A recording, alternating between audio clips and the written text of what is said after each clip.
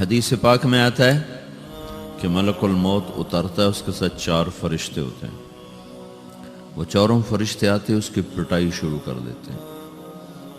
ابھی پرسوں یہ حدیث میں نے پڑھی ابن ماجہ میں کہ ملک الموت کہتا ہے ایتها النفس الخبیثہ کانت فی الجسد الخبیث، اے خبیث روح جو خبیث جسم میں تھی، اخرجی باہر آؤ. اب وہ واپس تو ہو نہیں سکتا، اپنے آپ کو روک تو سکتا نہیں، تو وہ حیران پریشان خوف زدہ. تو اس کے جواب میں اس کو ملک الموت کہتا ابشری ابشری بحمیم وغساق وآخر من شکلہ ازواج، تیار ہو جا خوفناک عذاب کے لیے اور کھولتے پانیوں کے لیے، کانٹے دار جھاڑیوں کے لیے اور بے شمار عذاب کی شکلوں کے لیے. تو اس کی روح کو جب کھینچتے ہیں تو رگ رگ سے وہ کٹ کٹ کے نکلتی ہے، تو سارا وجود زیر و زبر ہوتا ہے. سکرات کا درد ساری دنیا کے دردوں پر حاوی ہے. جب اس کی روح نکلتی ہے اور اس کو لے کر آسمان پر چلتے ہیں تو دروازے پر پہنچتے ہیں تو اندر سے فرشتے پوچھتے ہیں کون ہے؟ کہتے ہیں فلاں فلاں کا بیٹا ہے. کا نفس خبیثہ فی الجسد الخبیث، یہ تو وہی بدماش ہے جو بدماش جسم میں تھا، یہ وہ بدبخت روح ہے جو بدبخت جسم میں تھی.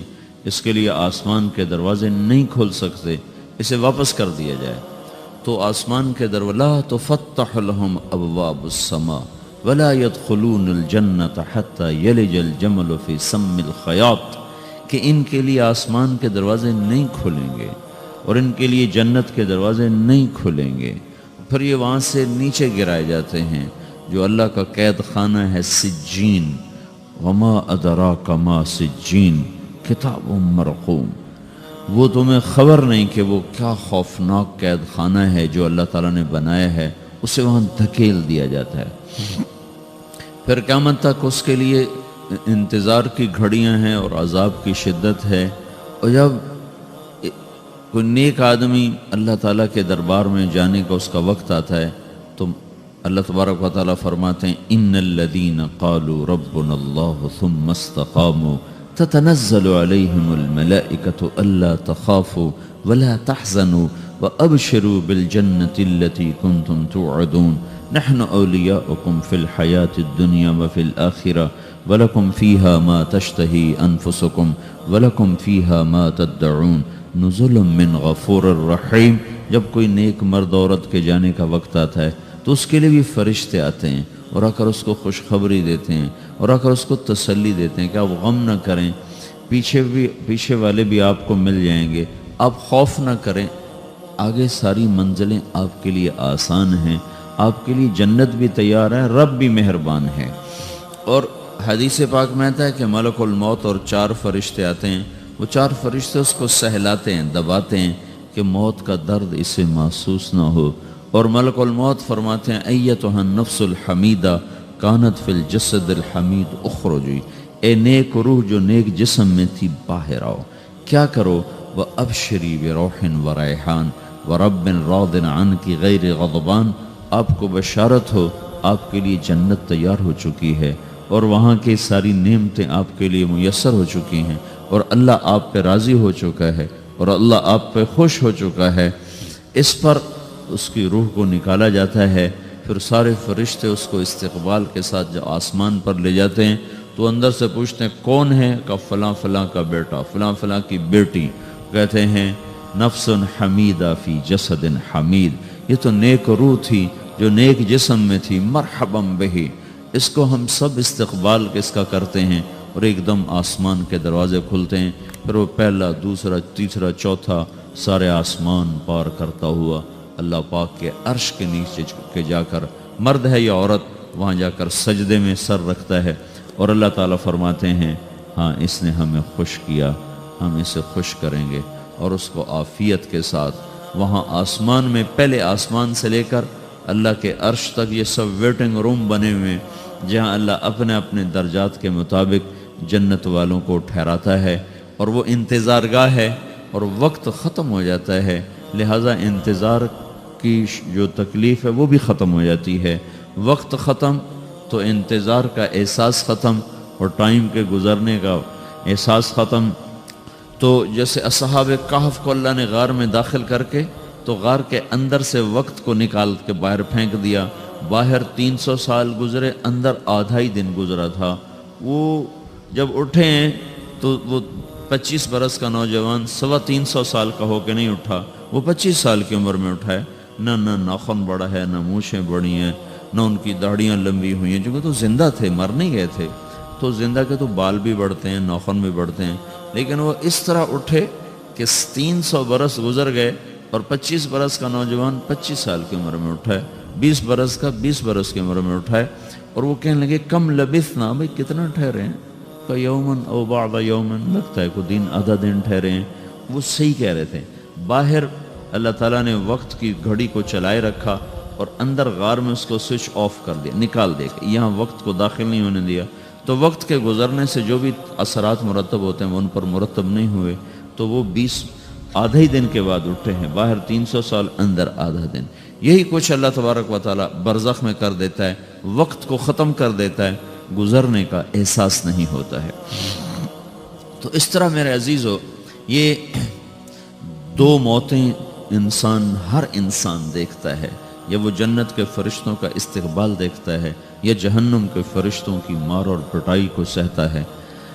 رابعہ بصری رحمۃ اللہ علیہ کا انتقال ہونے لگا تو انہوں نے رات کو فوت ہوئی، تو انہوں نے اپنی خادمہ کو بلا کے فرمایا کہ کسی کو بتانا نہیں، جب میں مر جاؤں تو پڑوس میں 2-4 کو بلا کر نا میرا جنازہ پڑھوا دینا، اور جس کرتے میں تہجد پڑھتی تھی وہی میرا کفن بنا دینا، اور صبح بے شک لوگوں کو بتا دینا، میرے مرنے کے بعد میری میت کو رکھنا نہیں، فوراً دبا دینا۔ تو جب ان کا انتقال ہوا تو انہوں نے پڑوس کے 2-4-10-20 آدمی بلائے اور ان کو تدفین تجہیز سب کچھ ہو گئی۔ صبح شور مچا کہ وہ رابعہ بصری کا انتقال ہو گیا۔ تو اگلے دن وہ خواب میں اس خادمہ کو ملی اور کہا بیٹی تیری بڑی مہربانی، تو نے میری وصیت کے مطابق عمل کیا۔ اس نے دیکھا کہ انہوں نے ایک خوبصورت سبز لباس پہنا ہوا ہے، تو وہ فرمانے لگی، انہوں نے سوال کیا کہ آپ کے ساتھ قبر میں کیا ہوا؟ تو وہ کہنے لگی کہ میرے پاس منکر نکیر آئے تھے اور مجھ سے کہنے لگے من رب کی، تیرا رب کون ہے؟ تو میں نے کہا سبحان اللہ، 40 برس جس کو میں نہ بھلا سکی اس کو 4 ہاتھ زمین میں آ کے میں بھول جاؤں گی۔ ان کا 42 برس کی عمر میں انتقال ہوا تھا۔ تو وہ کہنے لگے سبحان اللہ، جس کو میں 40 برس نہ بھلا سکی میں اسے 4 ہاتھ زمین کے اندر آ کے بھول جاؤں گی۔ تو منکر نکیر کہنے لگے اس کا کیا حساب لینا؟ پھر انہوں نے پوچھا کہ وہ آپ کا وہ کرتا کہاں گیا تہجد والا جس میں آپ کو کفن دیا تھا؟ کہا وہ اللہ نے مجھ سے لے لیا ہے اور میرے اعمال کے خزانے میں رکھ دیا ہے، قیامت کے دن میرا وہ کرتا بھی میرے ترازو میں تولا جائے گا، اور مجھے یہ لباس پہنایا ہے جو جنت کا لباس ہے۔ یہ بھی ایک موت ہے، اس طرح بھی لوگ مرتے ہیں۔ اور دوسری بھی ایک موت ہے، ہمارے علاقے کی بتا رہا ہوں، اپنے علاقے کی۔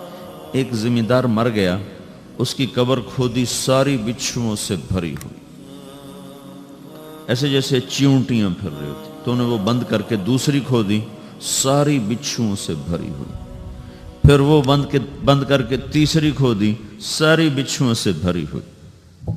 قبرستان میں اتنے بچھو کہاں سے آ گئے؟ یہ زمین کے بچھو نہیں ہے، یہ آخرت کی بلائیں ہیں جس کے ساتھ اب اس سے قیامت تک رہنا ہے اور گزارا کرنا ہے۔ تو یہ 2 طرح کی موتیں روزانہ لوگ مرتے ہیں، روزانہ لوگ مرتے ہیں۔ جب نماز کا وقت ہوتا ہے ملک الموت ساری دنیا کا چکر لگاتا ہے اور دیکھتا ہے کون پڑھ رہا ہے کون نہیں پڑھ رہا، کون پڑھ رہا ہے کون نہیں پڑھ رہا۔ جو نماز کی پابندی کرتا ہے اس کی موت آسانی سے ہوتی، جو نماز میں غفلت کرتا ہے اس کے ساتھ موت کے وقت شدت اور سختی اختیار کی جاتی۔ تو بھائیو، یہ ایک جسم ہے، ایک روح ہے۔ روح باقی رہنے والی چیز ہے، جسم مٹ جاتا ہے، پھر اللہ سے قیامت کے دن نیا جسم عطا فرمائے گا، ایک نیا جسم دیا جائے گا۔ روح وہی ہے جو اللہ کے خزانوں میں جمع ہو جاتی ہے۔ نافرمان کی سیاہ کالی روح ہوتی ہے، فرمان بردار کی روشن چمکدار روح ہوتی ہے۔ تو اللہ نے کچھ تقاضے جسم کے رکھے ہیں اور کچھ روح کے رکھے ہیں۔ جسم کے تقاضے پورے نہ کرو تو یہ پریشان ہو جاتا ہے، روح کے تقاضے پورے نہ کرو تو یہ پریشان ہو جاتی۔ روح کی پریشانی جسم سے زیادہ ہے، چونکہ روح کی طاقت جسم سے زیادہ ہے۔ جسم مٹی سے بنا ہے اس کی غذا بھی مٹی سے نکلتی ہے، روح آسمان سے ہے، اس کی غذا بھی آسمان سے ہے۔ روح کا تعلق جب تک اللہ سے نہیں جڑتا، اس سے بھوک اور پیاس لگتی رہتی ہے۔ جسم کو جب تک روٹی اور پانی نہ ملے یہ تڑپتا اور پریشان رہتا ہے۔ جیسے اللہ تعالیٰ نے ہمارے جسم میں روٹی اور پانی کی طلب کو بے ساختہ رکھ دیا ہے۔ میں بیان کے دوران بھی پانی پی رہا ہوں، آپ دیکھ رہے ہیں کہ میرا حلق سوکھ جاتا ہے، مجھے طلب محسوس ہوتی ہے، پانی، حلق سوکھتا ہے پانی کی طرف بھاگتے ہیں، بھوک لگتی ہم روٹی کی طرف بھاگتے ہیں۔ یہ ایک ایسا اندر میں آٹومیٹک سسٹم ہے کہ ہم اس کو آف نہیں کر سکتے۔ یہ سوتے سوتے بھی بھوک کی وجہ سے آنکھ کھل جاتی، سوتے سوتے پیاس کی وجہ سے آنکھ کھل جاتی ہے۔ یہ ایسا خود اللہ تعالیٰ نے ساختہ نظام بنایا ہے کہ آپ اپنے جسم میں روٹی اور پانی کی طلب کو نہیں نکال سکتے۔ میرے عزیزو، ٹھیک اسی طرح اللہ نے انسانی روح میں اپنی طلب رکھ دی ہے اور اپنے رسول کی طلب رکھ دی ہے۔ یہ دو طلب ایسی ہیں کہ یہ آپ کے جسم روح سے نکل نہیں سکتی۔ جیسے بھوکا روٹی نہ کھا لے، پیاسا پانی نہ پی لے، اسے چین نہیں آ سکتا۔ وہ روح جو اللہ اور اس کے رسول سے نہ آشنا ہے، جب تک وہ وہاں تک پہنچ نہیں جاتی اسے چین نہیں آ سکتا، اس کا اندر پریشان رہے گا۔ 1997 میں جب جنید جمشید سے میری پہلی ملاقات ہوئی تو اس نے مجھ سے یہ سوال کیا کہ مولوی صاحب، ایک پاکستانی نوجوان جس گلیمر کو خوابوں میں دیکھتا ہے، وہ گلیمر تو مجھے زندگی میں ویسے ہی حاصل ہے۔ میرے چاروں طرف زندگی کا رقص ہے اور میری زندگی کی ہر خواہش، ہر السلام علیکم، ویلکم بیک ٹو مسلم سیرہ۔ ایسے ہی بیانات سننے کے لیے ہمارے چینل کو سبسکرائب کریں اور بیل آئیکن کو ضرور دبائیں۔ شکریہ۔ تمنا پوری ہے، اس کے باوجود میرے اندر اندھیرا ہے، میرے اندر خلا ہے۔ مجھے لگتا ہے میں وہ کشتی ہوں جس کا کوئی ساحل نہیں، جس کی کوئی سمت نہیں، جس کا کوئی گھاٹ نہیں۔ یہ کیوں ہے؟ میرے ساتھ تو ایسا نہیں ہونا چاہیے۔ ایک عام لڑکا تو کہتا ہے ہائے کاش یہ ہوتا، اس کو وہ نہیں ہو رہا تو پھر وہ پریشان ہے، ہائے یہ ہوتا، ہائے وہ ہوتا۔ تو میں تو ہائے نہیں کرتا ہوں، میری تو ہر لذت اور خواہش میرے سامنے تشتری میں سجا کے پیش کی جا رہی۔ میں کیوں ایسا کر رہا ہوں؟ میں ہائے ہائے کیوں کر رہا ہوں؟ میرا اندر ویران کیوں ہے؟ میرے اندر میں خلا کیوں ہے؟ یہ وہی خلا ہے کہ وہ روح کی پیاس کو شراب میں بجھانا چاہتا ہے، وہ روح کی پیاس کو لڑکی میں بجھانا چاہتا ہے، وہ روح کی پیاس کو موسیقی سے بجھانا چاہتا ہے، وہ روح کی پیاس کو دنیا کی رعنائیوں میں 5 سٹار ہوٹلوں سے بجھانا چاہتا ہے۔ روح کیا جانے روٹی کیا ہے، شراب کیا ہے، پانی کیا ہے، عورت کیا ہے، موسیقی کیا ہے، گھنگرو کیا ہے، پائل کیا ہے، چھنکار کیا ہے۔ روح کو ان چیزوں کی کیا خبر؟ امریکہ میں ہماری ایک جماعت تھی تو 4 لڑکے 2 لڑکیاں، 4 لڑکیاں 2 لڑکے مسلمان ہوئے۔ تو ایک لڑکے کا نام رکھا تھا ابراہیم، اور اس کو جب پڑھایا نا کلمہ، انہوں نے کہا ہائے، انہوں نے کہا ہائے، اور دونوں ہاتھ یہاں رکھے سینے پر، دل پر، کہا ہائے۔ تو ہمارے ساتھی ہیں ڈاکٹر اختر، وہ کہنے لگے کیا ہوا کیا ہوا؟ کہنے لگا جب سے ہوش سنبھالا یہ جگہ خالی تھی، یہ تیرے کلمہ پڑھانے پر بھر گئی ہے کہ میری خوشی سے ہائے نکل گئی۔ یہ جگہ خالی رہے گی، یہاں شراب نہیں پہنچ سکتی، یہاں نغمہ اور موسیقی نہیں پہنچ سکتی، یہاں تالے لگے ہوئے ہیں، یہاں تک کوئی آواز نہیں جا سکتی۔ دل کے تاروں پر ایک ہی نغمہ چڑھ سکتا ہے اور وہ اللہ کی یاد کا ہے اور اللہ کی محبت کا ہے اور اللہ کے رسول کی محبت کا ہے۔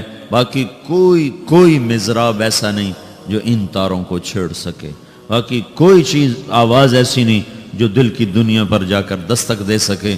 یہاں بند دروازے ہیں، یہاں صرف اللہ پہنچے گا، اللہ کے رسول کا تعلق پہنچے گا، باقی کوئی چیز یہاں نہیں جا سکتی۔ تو چونکہ آج ہمارا علم غلط ہو گیا، پنکھا بند کرو، ہمارا علم غلط ہو گیا ہے، تو ہم نے ان دنیا کی چیزوں کو سب کچھ سمجھ کر اس کی دوڑ لگانا شروع کر دی ہے۔ تو روح آسمان سے ہے، اس کا تعلق اللہ سے بناؤ بھائیو۔ اللہ کا تعلق پائے بغیر نہ کوئی مرد مکمل ہے نہ کوئی عورت مکمل ہے، اور چونکہ براہ راست اللہ کو کوئی پا نہیں سکتا، چونکہ وہ ہمارے سامنے نہیں، اس کے اور ہمارے درمیان لاکھوں کروڑوں پردے حائل ہیں، تو اللہ اپنے بندوں میں سے ایک کو منتخب کر کے اپنا رسول بناتا ہے، اس پر اپنا آپ کھول دیتا ہے، پھر اسے کہتا ہے جا لوگوں کو بتا کہ یہ زندگی اللہ کو پسند ہے۔ وہ اللہ کا جو رسول ہے وہ بندوں اور رب کے درمیان واسطہ بن جاتا ہے۔ اللہ نے ہمیں حضرت محمد صلی اللہ تعالی علیہ وسلم جیسا رسول دے دیا۔ اللہ تعالیٰ نے اپنا آپ کسی کو نہیں دکھایا۔ موسیٰ علیہ السلام پہ ایک تجلی پڑی، ان کو 40 دن ہوش نہیں آیا، 40 دن اللہ سے ضد کرنے لگے، رب ارنی انظر الیک، یا اللہ میں تجھے دیکھنا چاہتا ہوں۔ اللہ تعالیٰ نے کہا موسیٰ یہ ہو نہیں سکتا۔ موسیٰ علیہ السلام اللہ کے نبی نے فرمایا لاڈلے نبی تھے، اللہ پاک سے ضد کر لیا کرتے تھے۔ پھر کہنے لگے نہیں یا اللہ میں نے ایک دفعہ تو ضرور دیکھنا ہے۔ تو اللہ تعالیٰ نے کہا اچھا تم ایسا کرو، میں طور پہ تجلی ڈالوں گا، فَإِنِ اسْتَقَرَّ مَكَانَهُ فَسَوْفَ تَرَانِي، تو میں تجلی ڈالتا ہوں طور پر، اگر طور کھڑا رہا تو تو بھی دیکھ لے گا۔ تو اب اللہ خود سامنے نہیں آیا، صرف ایک تجلی اللہ کے عرشوں کے اوپر سے آنا شروع ہوئی ہے، بیچ میں آپ فاصلہ گنے، اور پھر وہ آ کر فَلَمَّا تَجَلَّى رَبُّهُ لِلْجَبَلِ، پھر وہ جبل پر پہاڑ پر آئی ہے، جَعَلَهُ دَكَّا، وہ پہاڑ ریزہ ریزہ ہو کر ہواؤں میں بکھر گیا، وَخَرَّ مُوسَى صَعِقًا، اور موسیٰ علیہ السلام بے ہوش ہو کے گرے۔ اور جب ہوش آیا فَلَمَّا أَفَاقَ، ہوش آتے کہنے لگے سبحانک، یا اللہ تو پاک بے عیب، میں تیرے بارگاہ میں توبہ کرتا ہوں، میں واقعی نہیں دیکھ سکتا ہوں۔ ہاں کلام کا شرف ملا ہے، زیارت نہیں ہوئی۔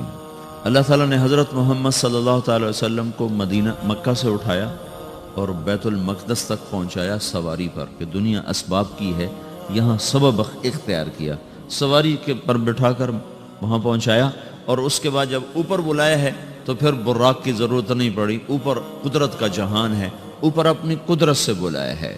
یہ بیچ میں دیکھو نا کتنا بڑا، اب اگر ہوا سے اوپر چلے جاؤ، یہ 500 میل ہوا کا غلاف ہے، اس سے اگر اوپر چلے جائیں گے نا تو آپ خود بم بن کے پھٹ جائیں گے ایک دھماکے کے ساتھ، چونکہ ہر انسان کے اوپر ہوا کا ایک پریشر ہے، کوئی 280 من کے قریب ہر انسان کے اوپر ہوا کا پریشر ہے۔ اس پریشر کو توڑنے کے لیے میرے اندر خود ایک پریشر بنا ہوا ہے جو اس کو توڑ رہا ہے۔ جب یہ ہوا کا پریشر میرے اوپر سے ریلیز ہو جاتا ہے تو میرا اندر کا اپنا پریشر بم کی طرح پھٹے گا اور مجھے پرزے کر دے گا۔ اس لیے وہ خلائی لباس بنایا جاتا ہے جس میں وہ مصنوعی پریشر دیا جاتا ہے تاکہ اوپر جا کر یہ پھٹ نہ جائیں۔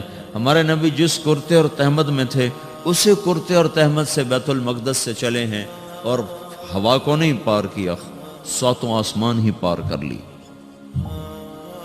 اور پہلے آسمان پر حضرت آدم علیہ السلام نے استقبال کیا ہے، اور دوسرے آسمان پر حضرت عیسیٰ علیہ السلام، زکریا علیہ السلام، یحییٰ علیہ السلام نے استقبال کیا ہے، تیسرے آسمان پر حضرت یوسف علیہ السلام نے استقبال کیا ہے، چوتھے پر حضرت ادریس علیہ السلام نے استقبال کیا ہے، 5ویں پر ہارون علیہ السلام نے استقبال کیا، اور 6 پر موسیٰ علیہ السلام نے استقبال کیا، اور 7ویں آسمان پر ایک بیت اللہ دیکھا ہے جس کا طواف ہو رہا ہے۔ استقبال کو کوئی موجود نہیں، ایک بڑے میاں ایسے ٹیک لگا کے بیت اللہ کی یوں ٹیک لگا کے بیٹھے ہیں، گوٹھ مار کے، دونوں ہاتھوں کے ایسے گوٹھ مار کے بیٹھے ہیں، ان کی سفید داڑھی ہے، وہ نہیں اٹھے ہیں۔ باقی تو نبی بھی سامنے کھڑے ہوتے تھے استقبال کو، لیکن یہ بزرگ نہیں اٹھے ہیں۔ تو آپ نے پوچھا یہ کون بزرگ ہیں؟ تو جبریل نے کہا یہ آپ کے دادا ابراہیم علیہ السلام ہیں۔ آپ خود چل کے آگے گئے ہیں، وہ قریب آئے تو وہ اٹھے اور آپ کو گلے لگایا، ماتھا چوما، پیار کیا۔ سارے نبیوں نے استقبال کے دوران کہا تھا ہمارے بھائی آ گئے، مرحبا ہمارے بھائی آ گئے، لیکن جب ابراہیم علیہ السلام سے ملاقات ہوئی تو انہوں نے فرمایا مرحبا میرا بیٹا آ گیا، مرحبا میرا بیٹا آ گیا ہے۔ اور یہ جو حالانکہ مرتبہ تو ابراہیم علیہ السلام کا چھوٹا ہے، ہمارے نبی کا مرتبہ بلند ہے، لیکن رشتے میں ابراہیم علیہ السلام کا مرتبہ بلند ہے اور ہمارے نبی کا مرتبہ چھوٹا ہے۔ ابراہیم علیہ السلام اوپر جا کر دادا بن رہے ہیں اور یہ نیچے پوتا پڑپوتا بن رہے ہیں، تو رشتے کی نسبت میں آپ چھوٹے ہیں وہ بڑے ہیں۔ مرتبے اور مقام میں تو اللہ کے بعد آپ کا اور آپ کے سامنے کوئی ہے نہیں، بس اوپر اللہ اور نیچے اللہ کا رسول ہے، باقی سبھی نیچے ہیں۔ لیکن یہ امت کو سبق دینا تھا کہ اللہ تعالیٰ کو معلوم تھا کہ آنے والی یہ جو نسل ہے یہ ماں باپ کے نافرمان ہوں گی، چونکہ انہیں صرف پیسہ کمانا، آپ کا بھی قصور نہیں، آپ کو ٹیکسٹائل سکھائی جا رہی، کوئی ماں باپ کی تعظیم تو نہیں سکھائی جا رہی ہے۔ اور خود آپ کے ماں باپ نے آپ کو نہیں بتایا کہ ماں کسے کہتے ہیں، باپ کسے کہتے ہیں۔ جس چیز نے بتانا تھا وہ آپ نے پڑھا نہیں، وہ تو دین نے بتانا تھا، قرآن نے بتانا تھا، سیرت نبی نے بتانا۔ وہ سیرت آپ نے پڑھی نہیں، قرآن آپ نے پڑھا نہیں۔ آپ کا سارا زور لگا پہلے وہ ایف ایس سی کو پاس کرنے میں، پھر ٹیکسٹائل میں آ گیا تو اب دھاگا کیسے بنتا ہے۔ آپ کا سارا علم ہے کہ دھاگا کیسے بنتا ہے۔ یہ علم آپ نہیں پڑھ رہے کہ انسان کیسے بنتا ہے، یہ مشین کیسے چلتی، آپ یہ سیکھ رہے ہیں۔ یہ انسان کیسے چلے یہ کسی ادارے میں نہیں سکھایا جا رہا۔ وہ اداروں کا یہ موضوع ہی نہیں کہ انسان بناؤ، اداروں کا موضوع ہے بس روبوٹ بناؤ جنہیں بس دھاگا بنانا آتا ہو، کسی کو دوائی بنانی آتی ہو، کسی کو حل بنانا آتا ہو، کسی کو بم بنانا آتا ہو، کسی کو کپڑا بنانا آتا ہو، کسی کو لوہا بنانا آتا ہو، کسی کو سونا ڈھالنا آتا ہو، کسی کو زمین کا سینہ چیرنا آتا ہو۔ تو یہ جو ضروریات زندگی ہیں یہ مقاصد میں تبدیل ہو کر ہم معیار انسانیت سے انتہائی پستیوں میں چلے گئے ہیں اور پتہ نہیں کہاں جا کے گم ہو گئے۔ تو اللہ تعالیٰ نے ابراہیم علیہ السلام کی طرف حضور کو چلوایا تاکہ یہ پیغام ملے کہ ماں باپ کا ایک مقام ہے، ایک مرتبہ ہے جس کو کھو دینا سب سے بڑی ہلاکت ہے اور جس کی ناقدری سب سے بڑی تباہی ہے۔ ہمارے نبی پاک صلی اللہ تعالی وسلم سے جب پوچھا گیا یا رسول اللہ قیامت کب آئے گی تو آپ نے ارشاد فرمایا یہ اللہ کو پتہ ہے۔ تو اس نے پوچھا یا رسول اللہ کوئی نشانی بتائیں، تو آپ نے فرمایا جب ماؤں کو اولاد ذلیل کرنے لگ جائے تو قیامت آ جائے گی۔ یہ کیا کہہ دیا ہے؟ حالانکہ آپ نے صاف کہا ہے جب دنیا میں ایک آدمی بھی اللہ کا نام لینے والا باقی نہیں بچے گا تو قیامت آ جائے گی۔ لیکن آپ نے کہا جب اور کہا انتلد الامۃ ربتہا، جب بیٹیاں بھی ماؤں کو ذلیل کرنے لگ جائیں، بیٹے تو کرتے ہی رہتے ہیں، کہ جب بیٹیاں بھی، جب بچیاں بھی اپنی ماؤں کو ذلیل کرنے لگ جائیں، نوکر کی طرح سلوک کرنے لگ جائیں تو پھر قیامت آنے آ گئی۔ کب پھر آ گئی۔ ایک لڑکی اپنی ماں کو کہہ رہی تھی بکواس نہ کر، میں سن رہا تھا میرے سامنے کی بات، اور اپنی ماں کو کہہ رہی تھی بکواس نہ کرو، تو اس کے آنسو ایسے ڈھلک کر اس کے گالوں پر نیچے جا رہے تھے، نیچے جا رہے تھے، نیچے جا رہے تھے۔ یہ آنسو وہ ہیں جو ساری کائنات کو آگ لگا دیں گے، زیر زمین آسمان کا نظام زیر و زبر ہو جائے گا۔ تو میرے عزیزو ہماری بدقسمتی ہے کہ اس ملک کے پیچھے بڑی قربانیاں ہوئی ہیں، لیکن ایسے نکمے نااہلوں کے ہاتھ میں آیا کہ جو اپنی حکومت بچانے کے چکر میں رہے، انہیں نہ خود اپنی تعمیر کا خیال آیا نہ اپنی نسل کی تعمیر کا خیال آیا۔ پیسے کا کم ہو جانا تو کوئی اتنا بڑا نقصان نہیں، نسل کا گم ہو جانا اس سے بڑا کوئی نقصان کوئی۔ نوجوان نسل کو منزل کا ہی نہ پتا ہو، ان کے سامنے کوئی ہدف ہی نہ ہو، صرف پیسہ اور صرف پیسہ اور صرف پیسہ، اس کے سوا وہ کچھ جانتے نہ ہوں، تو وہ قوم برباد ہو گئی جن کی نسل اپنی اقدار بھول گئے، اپنے معیار بھول گئے، اپنی عزت کے پیمانے اپنے ہاتھوں سے توڑ دیے اور صرف شہوت کے غلام بن گئے۔ ناچنا گانا شراب زنا یہ سارے معاشرے کا کلچر بن جائے، اس معاشرے کو ہلاکت سے کوئی چیز نہیں بچا سکتی۔ کبھی وہ معاشرہ، چونکہ وہ ابھی تک اللہ نے کسی کو اپنی حکومت میں شریک نہیں بنایا ہے اور نہ وہ آئندہ بنانے والا ہے۔ یہ دھرتی اللہ کی ہے، یہ آسمان اللہ کا ہے، یہاں وہ ہوتا ہے جو اللہ چاہتا ہے، یہاں وہ ہوتا ہے جو اللہ کا امر ہوتا ہے، یہاں وہ نہیں ہو سکتا جو میں اور آپ چاہیں۔ اور میرے اللہ کا فیصلہ ہے کہ جب نافرمانی ہوگی اللہ دھو دے گا، جب بے حیائی آئے گی اللہ تعالیٰ کی طرف سے جھاڑو چلے گا۔ پہلی قومیں اس لیے ہلاک نہیں کہ ٹیکنالوجی میں مار کھا گئی تھی۔ فرعون کو ٹیکنالوجی میں مار کھا کے سمندر میں غرق ہوا تھا، وہ کتنے لاکھوں کا لشکر لے کر تعاقب میں چلا تھا، اور اللہ تعالیٰ نے ایک پل میں فَأَخَذْنَاهُ وَجُنُودَهُ فَنَبَذْنَاهُمْ فِي الْيَمِّ وَهُوَ مُلِيمٌ، اللہ نے پکڑ کے پانیوں میں ڈالا اور ہمیشہ کے لیے عبرت کا نشان بنایا۔ ہود علیہ السلام کی قوم اتنی طاقتور قوم تھی، وہ لمبے لمبے ان کے قد تھے، 300 سال تک ان کی جوانی چلتی تھی۔ ایک ہوا کے ذریعے سے اللہ نے ان کو اڑایا اور ان کے کھوپڑیاں پھاڑ کے رکھ دیں، آپس میں ٹکرا کے ان کے سر الگ کر دیے، دھڑ الگ کر دیے۔ صالح علیہ السلام کی قوم پہ فرشتے نے چیخ ماری، عیسیٰ علیہ السلام کی قوم کو اللہ نے کھڑے کھڑے خنزیر بنا دیا، وَجَعَلَ مِنْهُمُ الْقِرَدَةَ وَالْخَنَازِيرَ، اور بنو اسرائیل کے پورے پورے ایک علاقے کے لوگوں کو اللہ تعالیٰ نے رات رات میں کہا کونو قردۃ خاسئین، رات رات میں سب کو اللہ تعالیٰ نے بندر بنا دیا۔ لوط علیہ السلام کی قوم پہ 5 عذاب اللہ تعالیٰ نے اٹھا کے مارے کہ ایک آدمی اللہ نے۔ السلام علیکم، ویلکم بیک ٹو مسلم سیرہ۔ ایسے ہی بیانات سننے کے لیے ہمارے چینل کو سبسکرائب کریں اور بیل آئیکن کو ضرور دبائیں۔ شکریہ۔ اس میں زندہ نہ چھوڑا، سب کو جا کے تہ خاک کے پہنچا کر اوپر ایک گندا پانی ان پہ مسلط کر دیا جس کو ڈیڈ سی کہتے ہیں، جو اتنا گاڑھا ہے کہ اس میں چھلانگ بھی لگاؤ تو کوئی نہیں ڈوبتا ہے، اتنا گاڑھا وہ پانی ہے، اس میں ڈوبتا کوئی نہیں۔ وہ کوئی 70 مربع میل میں پھیلا ہوا علاقہ ہے، میں گیا ہوں وہاں۔ وہ اللہ نے جب وہ جبریل نے زمین کو اٹھایا نا، اٹھا کے زمین پہ مارا، وہ سارا پہاڑی علاقہ ہے، لیکن ایک دم ایک جگہ پہنچ کر یوں نشیب آ جاتا ہے، یوں ایسے نشیب، ادھر بھی پہاڑ ادھر بھی پہاڑ، اور بیچ میں ایسے ایک وادی ہے جو کو 300 میل لمبی ہے۔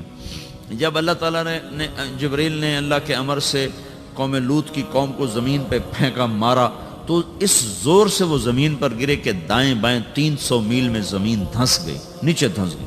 جب اب آپ کوئی پتھر زمین پہ پھینکو نا تو تھوڑی تھوڑی زمین چاروں طرف سے نیچے بیٹھ جاتی۔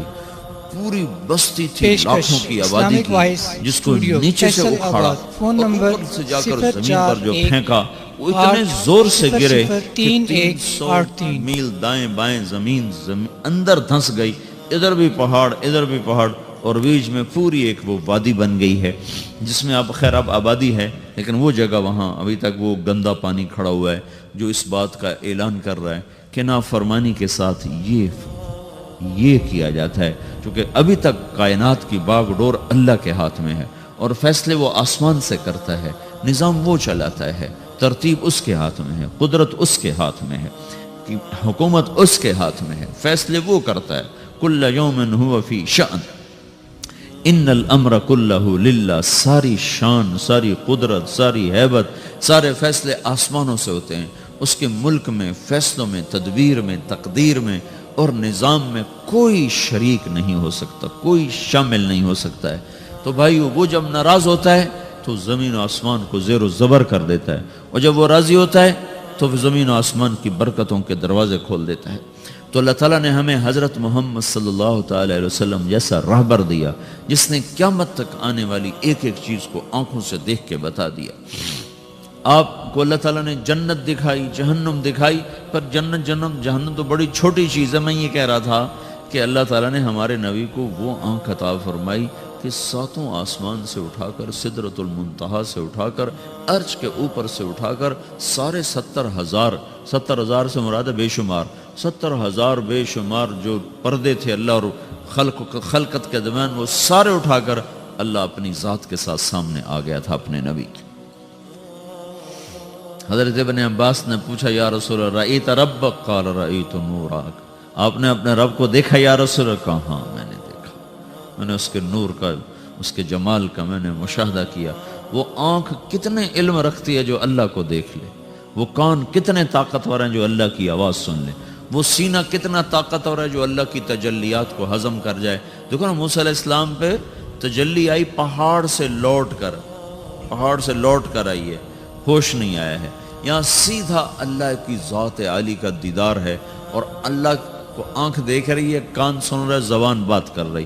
التحیات للہ والصلوات والطیبات، یہ اللہ تعالیٰ سے یہ بات ہو رہی۔ آگے جواب آ رہا ہے، السلام علیک ایہا النبی ورحمت اللہ وبرکاتہ۔ اس کے جواب میں ہمارے نبی فرما رہے ہیں، السلام علینا وعلی عباد اللہ الصالحین۔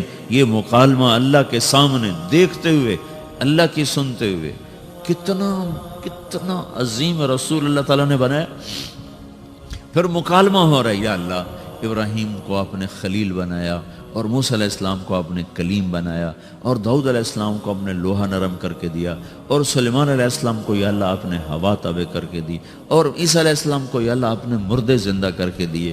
تو یا اللہ میرے لیے کیا ہے؟ یہ اللہ صرف 7 بات ہو، اتنا لمبا چوڑا مکالمہ ہو رہا ہے۔ تو آگے اللہ تعالیٰ جواب میں ارشاد فرما رہا ہے، اولیس قد آتیتک افضل من ذلک کلہ، اے میرے نبی، میں نے تمہیں سب چیز سے اعلیٰ چیز عطا کی ہے۔ اللہ ذکرت الا ذکرت معی، قیامت تک تیرا میرا نام اکٹھا رہے گا، جدا نہیں ہو سکتا۔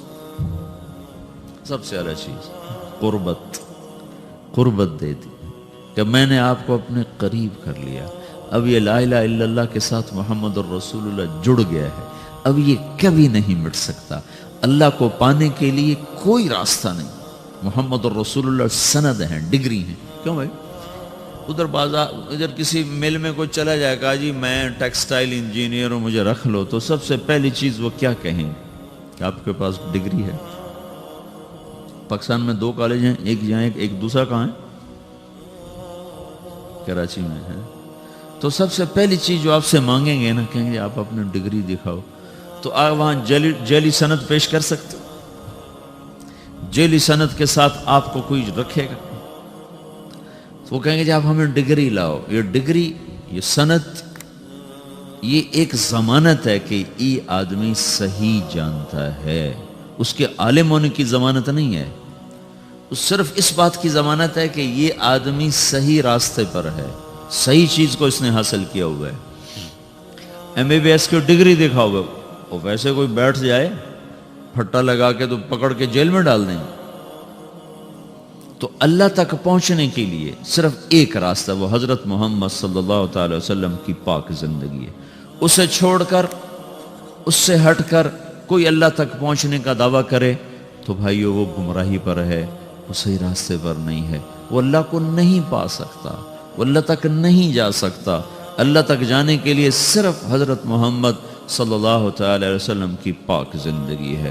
اب اس کی حفاظت اللہ کے ذمے تھی کہ چونکہ آپ کی زندگی نے نمونہ بننا تھا, تو اللہ تعالیٰ نے اس کو قیامت تک کے لیے محفوظ کر دیا, تاکہ اس میں کوئی آج کے دور کا ٹیکسٹائل کا لڑکا کہے جی اللہ کو کیسے راضی کروں. تو یہ دیکھو, یہ قرآن ہے جس کے زیر و زبر میں کوئی تبدیلی نہیں کر سکا, اور یہ اللہ کے محبوب کی سیرت اور زندگی ہے جس میں آج تک کوئی دجال اپنی طرف سے کوئی چیز داخل نہیں کر سکا. یہ سکہ بند چیز ہے, اس کے پیچھے چلو گے تو اللہ ملے گا, عورتیں چلیں گی ملے گا, مرد چلیں گے ملے گا. اس سے ہٹ کر, ان ترتیبوں کو توڑ کر جو کہیں گے ہمیں اللہ مل گیا ہے, تو وہ دھوکے کا شکار ہیں. اس لیے قیامت کا ایک نام ہے تغابن, وذالک یوم التغابن, دھوکے کا دن, فراڈ کا دن. فراڈ کا دن کیا مطلب؟ اس دن نافرمان کہیں گے ہائے ہمارے ساتھ دھوکا ہو گیا, ہائے ہمارے ساتھ دھوکا ہو گیا, ہم دھوکے میں مارے گئے. تو اس دن ایک پکار چل رہی ہوگی, دھوکا ہو گیا, دھوکا ہو گیا, دھوکا ہو گیا, فراڈ ہو گیا, ہم کیا تھے, ہم کیا سمجھتے رہے, نکلا کیا, ہم کدھر جا رہے تھے, پہنچے کہاں. تو یہ ایک نام قیامت کا یوم التغابن بھی رکھا گیا ہے کہ اس دن ہر نافرمان اپنے دھوکے سے نکلے گا, لیکن اس دن بات ختم ہو چکی ہوگی, مہلت ختم ہو چکی ہوگی. تو میرے عزیزو, حضرت محمد صلی اللہ تبارک و تعالی علیہ وسلم کی پاک زندگی وہ اللہ تک پہنچنے کے لیے نمونہ ہے. آپ کی پیدائش سے لے کر وفات تک ساری زندگی اللہ تعالیٰ نے محفوظ کر دی ہے. ایسی محفوظ کی ہے کہ نہ کسی بادشاہ کی ایسے تاریخ لکھی گئی, نہ کسی بڑے وزیر کی ایسے تاریخ لکھی گئی, نہ کسی سائنسدان کی, نہ کسی دانشور کی, نہ کسی مفکر کی, نہ کسی شاعر کی. ایک یتیم کے لیے اللہ نے جو قلم چلوایا لوگوں کا, آپ مسکراتے کیسے تھے, آپ روتے کیسے تھے, آپ غمگین کیسے ہوتے تھے. یہ کوئی بات اگر ان باتوں کا ہمیں نہ پتا ہو تو شریعت میں تو کوئی فرق نہیں پڑتا ہے, لیکن اللہ نے وہ باتیں بھی لکھوا دی کہ جب آپ غمگین ہوتے تھے تو ایسے بیٹھتے تھے. یہ آپ کے غم کی نشان, سیدھے ہاتھ سے داڑھی پکڑی ہوتی تھی اور اس کونے کو اس ہاتھ پہ رکھا ہوتا تھا ایسے, اور آپ ایسے بیٹھے ہوتے تھے. یہ آپ کے غم کی نشانی کہ آج اللہ کا نبی غمگین بیٹھا ہے. اور تھوڑی دیر کے بعد آپ ایسے سر پر ہاتھ پھیرتے ایسے, اور پھر یوں داڑھی پکڑ کے بیٹھ جاتے, ایسے بیٹھتے تھے. اتنی باریک, اگر مثلا یہ چیز آپ کو مجھے معلوم نہ ہو تو ہمارے کیا فرق پڑتا ہے, لیکن اللہ نے ایک ہی حبیب بنایا, ایک, اس سے محبت کی, اس سے عشق کیا, پھر اس کی زندگی کو اللہ تعالیٰ نے خود, اس کی ساری اداؤں کو اللہ تعالیٰ نے خود. آپ کہاں مسکرائے کہ دانت ظاہر ہوئے, آپ کہاں مسکرائے کہ داڑھیں بھی ظاہر ہوئیں. یہ بھی لکھا کہ آپ کی داڑھ مبارک بھی نظر آ رہی تھی, جب آپ ہنس رہے تھے تو آپ کی داڑھیں بھی نظر آ رہی تھیں, جب آپ ہنس رہے تھے تو صرف آپ کے دانت نظر آ رہے تھے. آپ کس جگہ پر کیسا روئے, ہچکیوں سے روئے یا آنسوؤں سے روئے, یا آپ نے ٹھنڈی آہ بھری. یہ اتنی چھوٹی چھوٹی باریک باتوں کو بھی اللہ تعالیٰ نے محفوظ کر کے لکھوا دیا. آپ کو کیا پسند ہے، آپ کو کون سا گوشت پسند ہے؟ آپ کو دستی پسند تھی، بکری کی دستی، تو ابو عمر رضی اللہ تعالیٰ عنہ آپ کے لیے نا پکا رہے تھے، دیکھ پکا رہی تھی اور لوگوں کے لیے، تو آپ تشریف لائے، آپ نے کہا ابو عمر یہ مجھے دستی پکڑانا۔ وہ بوٹیاں کر کے نہیں پکاتے تھے، پورے پارچے پورا حصہ ڈال کے پکایا جاتا، تو انہوں نے ایسے ڈوئی سے نا آپ کو پوری دستی نکال کے دے دی، تو آپ نے دونوں ہاتھوں سے پکڑ کر اس کو ایسے دانتوں سے نوچ کے کھایا، اور پھر اس کو ہڈیوں کو رکھ کر پھر آپ نے کہا ابو عمر ناولنی الذرا، یہ نکالو اس میں سے دستی نکالو، تو انہوں نے دوسری نکال کے دی، تو آپ نے ایسے دونوں ہاتھوں سے پکڑ کر اس کو اس طرح دانتوں سے کاٹ کے کھایا اور ہڈی پھینک گیا، ابو عمر ناولنی الذرا، ابو عمر مجھے دستی پکڑاؤ۔ وہ کہنے لگے یا رسول اللہ اب بکری کی تو دو ہی ہوتی ہیں تو آپ نے کہا اللہ کے بندے، اگر تو میرے کہنے پہ ہاتھ ڈال دیتا تو جب تک میں کہتا رہتا اللہ میرے لیے نکال کے مجھے کھلاتا رہتا۔ آپ کو شہد کا شربت پسند تھا، کھجور کا شربت پسند تھا، انگور کا پھل پسند تھا، برنی کھجور پسند تھی، اجوا کھجور پسند تھی، بیروحا کا ٹھنڈا پانی پسند تھا، سفید لباس آپ کو پسند تھا، قمیص آپ کا پسندیدہ لباس تھا، چال میں آپ کے عاجزی اور مسکنت تھی، پاؤں چھوٹے رکھتے تھے، چال میں تیزی ہوتی تھی، گردن جھکی ہوتی تھی، نظر اٹھا کے نہیں چلتے تھے، مردوں میں بھی بیٹھتے ہوئے آپ کی نظر نہیں اٹھتی تھی، چاہے جائے کہ کوئی عورت سامنے آ جائے۔ اس مخلوط تعلیم نے بے حیائی کو ایسا بھڑکایا ہے کہ آگ لگا کے رکھ دی۔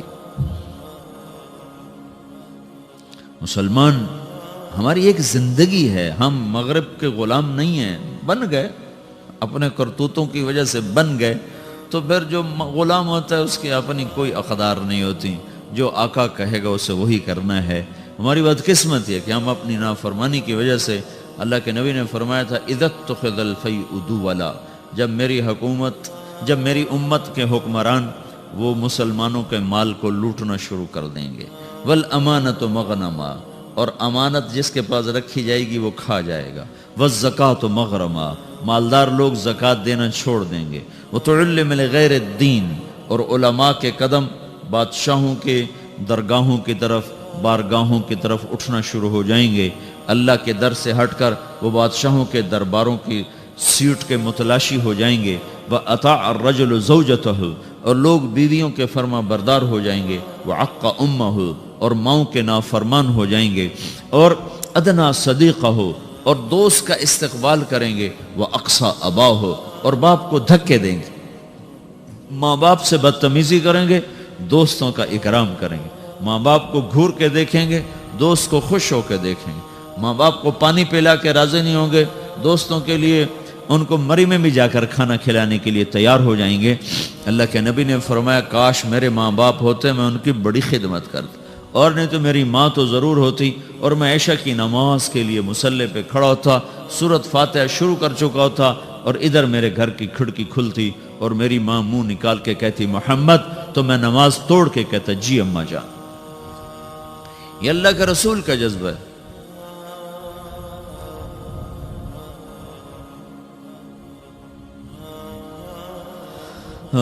ابو ہریرہ رضی اللہ عنہ جہاد پر تیار ہو گئے، ان کی ماں نے کہا بیٹا مجھے اکیلے چھوڑ کے تو نہ جا، کہا نہیں، اللہ کے نبی نے کہا میں نے جانا ہے، تو انہوں نے کہا میں تجھے اپنے دودھ کا واسطہ دیتی ہوں جو میں نے تمہیں پلایا ہے، مجھے چھوڑ کے نہ جا، کہا نہیں میں نے جانا ہے، اور ہتھیار سجا لیے۔ ان کی ماں نے اللہ کے نبی کو پیغام بھیجا کہ میں نے ابو ہریرہ کو دودھ کا واسطہ دیے پھر بھی نہیں رکا۔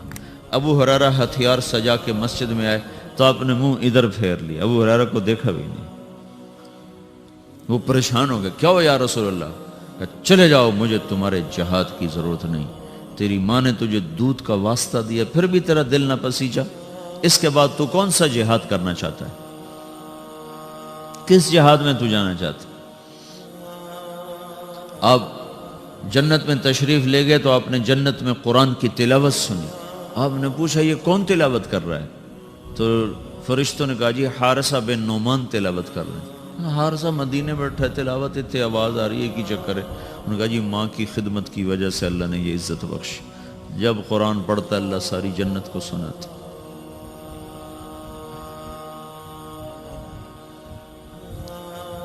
اور ایک صحابی کی بیوی نے پیغام بھیجا، یا رسول اللہ میرے خامد مر رہے ہیں، کلمہ نہیں پڑھ، صحابی اور کلمہ نہ پڑھا جائے۔ السلام علیکم، ویلکم بیک ٹو مسلم سیرہ۔ ایسے ہی بیانات سننے کے لیے ہمارے چینل کو سبسکرائب کریں اور بیل آئیکن کو ضرور دبائیں۔ شکریہ۔ صحابی کلمہ نہ پڑھا جائے، ساری دنیا کے ابدال قطب صحابی کے پاؤں کی خاک کے برابر ہیں۔ تو آپ نے پوچھا ماں باپ میں کون زندہ ہے؟ کہا جی ماں زندہ ہے۔ کہا ناراض ہے؟ کہا جی ناراض ہے۔ تو آپ نے اس کی ماں کو پیغام بھیجا کہ علقمہ، ان کا نام تھا علقمہ، میں آپ سے ملنا چاہتا ہوں۔ وہ خود آ گئی۔ تو آپ نے فرمایا تم علقمہ سے ناراض ہو؟ کہا ہاں جی ناراض ہو۔ کیا ناراضگی ہے؟ کہ یا رسول اللہ مجھے اس کے دین کا کوئی گلہ نہیں، بہت نیک ہے، بدتمیز ہے، زبان سے جب بولتا ہے تو دل توڑ دیتا ہے، زبان کا بدتمیز ہے اور کچھ نہیں، صرف زبان کی تیزی، بولاؤ تو کھانے کو آتا۔ اس جوانی میں یہ ایسا ہی لہجہ ہوتا ہے نوجوانوں کا اپنے ماں باپ کے ساتھ، کیسے کاٹنے کو آتے ہیں، کھانے کو آتے ہیں۔ یہ تو صحابی کا کلمہ روکا پڑا، میرے آپ کے ساتھ کیا ہو؟ اگر تم نے ماں باپ کو ایسے بدتمیزی سے بولنا سیکھ لیا تو کیا کرو گے مرتے وقت؟ تمہاری ٹیکسٹائل تو نہیں تمہارے کام آنے کی قبر میں؟ اگر تم صرف ٹیکسٹائل انجینئر ہو تو مکڑی تم سے بہتر ٹیکسٹائل انجینئر، کیسا دھاگا بناتی اور کیسا نقشہ بناتی۔ تو آپ نے کہا معاف کرو گی؟ کہا نہیں میں نہیں معاف کروں گی۔ تو آپ نے حضرت بلال سے کہا بلال لکڑیاں اکٹھی کرو اور علقمہ کو آگ لگاؤ۔ وہ کہنے گے یا رسول اللہ، وہ کہنے گے آپ علقمہ کو آگ لگائیں گے؟ کہا ہاں۔ تو معاف نہیں کرے گی نا تو یہ سیدھا دوزخ میں جائے گا، اور میں جلا دوں گا تو دوزخ سے بچ جائے گا۔ تو کہنے گے نہیں اتنا تو میرا حوصلہ نہیں کہ میں یہ دیکھ سکوں، میں اسے معاف کرتی ہوں۔ یہ کہنا تھا میں معاف کرتی ہوں تو علقمہ کی زبان پہ کلمہ جاری ہو گیا، اور ساتھ ہی ان کا انتقال ہو گیا۔ پھر آپ نے اس کا جنازہ پڑھایا۔ پھر آپ نے فرمایا جس نے ماں باپ کو دکھ دیا اس پہ اللہ کی لعنت، فرشتوں کی لعنت، زمین آسمان کی لعنت، نہ نماز قبول ہوگی، نہ روزہ، نہ صدقہ۔ تو آپ نے فرمایا کہ جس وقت میری امت میں مائیں ذلیل ہوں گی، باپ در بدر ہوں گے، ٹھوکر کھائیں گے، دوستوں کی عزت اور اکرام ہوگا اور باپ کو ذلیل کیا جائے گا، وساد القبیلۃ فاسق ہوں، اور قبیلے کا سردار فاسق و فاجر ہوگا، وکان رئیس القوم ارذلہم، اور حکومت نکمے انسانوں کے ہاتھ میں ہوگی، وَأُكْرِمَ الرَّجُلُ مَخَافَةَ شَرِّهِ، ایک دوسرے کو سلام کریں گے اندر میں بغض بھرا ہوا ہوگا، ایک دوسرے کو سلام کریں گے اندر میں کوئی نہ کوئی مفاد بھرا ہوا ہوگا، اور وَارْتَفَتِ الْأَصْوَاتُ فِي الْمَسَاجِدِ، اور مسجدوں میں لڑائیاں شروع ہو جائیں گی، وَظَهَرَتِ الْقَيْنَاتُ وَالْمَعَازِفُ، اور ساری امت گانے بجانے میں ڈوب جائے گی۔ یہ وہ دور ہے جب سوائے قرآن کے کسی گھر میں کسی چیز کی آواز نہیں آتی تھی، اور اب آگے دیکھ کے بتا رہے تھے کہ ایک وقت آنے والا ہے جب ساری امت موسیقی میں ڈوب جائے گی۔ ظہرت القینات، اور گانے والیاں معزز ہو جائیں گی، محترم ہو جائیں گی، والمعازف، اور گانے کے آلات، سارے ٹیکسٹائل کے ہاسٹل میں میوزک کی آواز چاروں طرف گونج رہی ہے۔ میں نے ہاسٹل لائف گزاری ہے، میوزک کیسے گونجتا ہے میں خود اس دور سے گزرا ہوں، لیکن میں تو جانور تھا، مجھے تو پتہ نہیں تھا، اور اس طرح تبلیغ کا کام بھی کوئی نہیں تھا کہ ہمیں آ کے کوئی بتاتا اور سمجھاتا۔ تمہیں تو ہم بتا رہے ہیں، یہاں آ کے بیان کیا تھا جنید جمشید نے، یہ ایگریکلچر یونیورسٹی میں، تو میں بھی ساتھ تھا، تو کہنے لگا دیکھو میرے عزیزوں میں گانے والا ہوں، میں توبہ کر چکا ہوں، تم سننے سے ہی توبہ کر لو۔ یہ کیسے دیوانے ہیں جو کہتے ہیں موسیقی روح کی غذا ہے، یہ روح کی غذا ہوتی تو میں چھوڑ دیتا، بھلا تم روٹی چھوڑ دو گے، پانی چھوڑ دو گے؟ تمہیں کوئی لاکھ تقریریں کریں تو روٹی چھوڑ دو گے، پانی چھوڑ دو گے؟ تو جو چیز روح کو تقویت پہنچائے اسے کون چھوڑے گا؟ روح کو تقویت پہنچانے کے لیے صرف تم ایک دفعہ کہتے نا اللہ، تو تمہاری روح کا رواں رواں سرشار ہو جاتا۔ جب کہتے نا لا الہ الا اللہ، تو تمہاری ساری روح میں نغمے نغمے گونجنے لگتے۔ تو اس نے کہا میں گانے والا توبہ کر چکا، تو سننے والی بھی تو توبہ کرو، کہ ظہرت القینات والمعازف، گانے والیاں معزز، گانے موسیقی عام، وشربت الخمور، اور شراب پی جائے گی۔ وَلَانَ آخِرُ هَذِهِ الْأُمَّةِ اول، میں لاہور میں تھا، ایک بڑے افسر کہنے لگے جی قرآن میں کہاں لکھا ہے شراب حرام ہے؟ میں نے کہا قرآن میں کہاں لکھا ہے زنا حرام ہے؟ دکھا دو۔ کہیں قرآن میں لکھا ہو کہ زنا حرام. چلو زنا تو ایک مسلمان بھی کر سکتا ہے، شراب ایک مسلمان بھی پی سکتا ہے. سارے قرآن میں کہیں دکھاؤ کہ لکھا ہو شرک حرام ہے، پتھر کی پوجا حرام ہے. اللہ کے بندو، تم نے انگریزی پڑھی ہے، تم نے عربی نہیں پڑھی. تم عربی کا محاورہ کیسے سمجھ سکتے؟ ایک حرام کرتے ہو، ایک اس کو حلال کہتے ہو. ایک شراب پینا ایک اس کو حلال کہنا، ایک نماز نہ پڑھنا ایک اس کو حلال کہنا. یہ تو اسلام سے ہی باہر نکل گئے.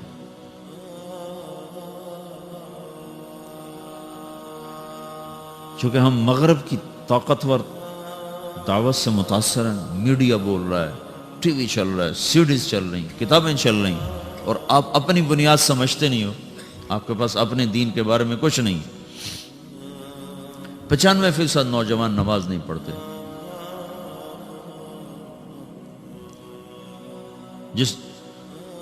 جس نماز کو آپ نے کہا جعلت قرۃ عینی فی الصلاۃ، میری آنکھوں کی ٹھنڈک نماز ہے، اور کربلا کی تپتی ہوئی ریت اور جھلستی ہوئی ہوا اور کائنات کا سب سے سنگین واقعہ روح پذیر ہو رہا ہے. سب سے بڑے ظلم کی داستان لکھی جا رہی ہے، اور آل رسول کے سر کٹ رہے ہیں، اور کائنات کا سب سے پاک خون دھرتی پر بہ رہا ہے، اور کائنات کی سب سے پاک ہستی کے سینے میں تیر پار ہو رہے ہیں، اور اس کے سامنے اس کی نسل ذبح ہو رہی ہے. اور سورج ڈھلتا ہے اور نماز کا وقت آتا ہے، تو انہوں نے زہیر بن القین جو آپ کے رائٹ سائڈ کے جھنڈا بردار تھے، ان سے کہا جاؤ ان سے کہو نماز پڑھنا ہے.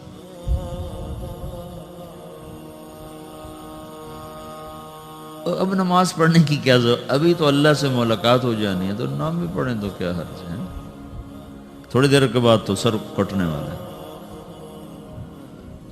تو انہوں نے زہیر کو بھیجا، وہ شمر کے پاس کے قریب پہنچا. جنگ تو زوروں پر تھی. وہ شمر کے قریب پہنچے اور زور سے کہا تھوڑی دیر کے لیے جنگ روکو، نماز پڑھنے دو. تو شمر نے کہا تمہاری نماز نہیں ہوتی ہے. تو انہوں نے کہا اللہ کی لعنت ہو تم پر، جن کے تو فعل نماز ملی ان کی نہیں ہوتی. وہ اس گھر کی وجہ سے تو نماز ملی ہے، انہی کی نہیں ہوتی، تمہاری ہوتی ہے. تو انہوں نے واپس آ کر کہا کہ جی وہ نماز کی اجازت نہیں مل رہی. تو آپ نے کہا آدھے دشمن کے سامنے کھڑے ہو جاؤ اور آدھے صفے بنا دو. اور نماز شروع ہو گئی اور نماز پڑھی گئی، اور ایسی نماز ہے کہ خون بہہ رہا ہے، دھڑ کٹ رہے ہیں، گردنیں جدا ہو رہی ہیں. ایک یہ وہ سجدہ ہے جس جیسا سجدہ شاید پیچھے آنے والے زمانوں میں اور کسی نے نہ کیا ہوگا، کہ جن کے وضو بھی ان کے خون سے ہو رہے تھے.